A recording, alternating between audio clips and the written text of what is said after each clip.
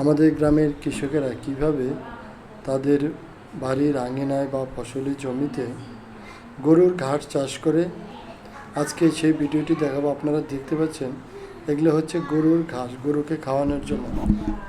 দেখেন কি পরিমাণ সবুজ ঘাসে জমি ভরে গেছে, এবং এই জমিতে কিন্তু এই ঘাস চাষ করা হয়েছে নিজেদের গরু পালনের জন্য, এবং ঘাস কিন্তু বাজারে বিক্রিও করা যায়।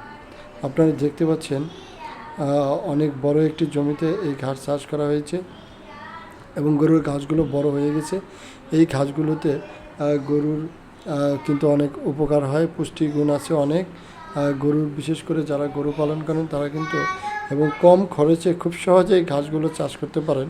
এর একটি কারণ হচ্ছে এই ঘাসগুলো আর জন্য তেমন কোনো পরিচর্যা প্রয়োজন হয় না। আর একবার এই গাছের চারা বা গাছ রোপণ করলে একটি গাছ থেকে কিন্তু অনেকগুলো গাছ হয়, এবং একবার রোপণ করলে অনেকবার এখান থেকে গাছ বিশেষ করে গবাদি পশুর এই গাছগুলো সংগ্রহ করা যায়।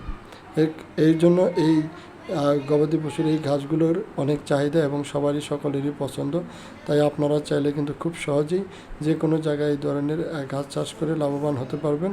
ভিডিওটি কেমন লাগলো কমেন্টস করে জানাবেন। আর যদি ভালো লাগে তাহলে অবশ্যই ভিডিওতে একটি লাইক দিয়ে চ্যানেলটি সাবস্ক্রাইব করে দিবেন। সকলেই ভালো থাকবেন, ধন্যবাদ।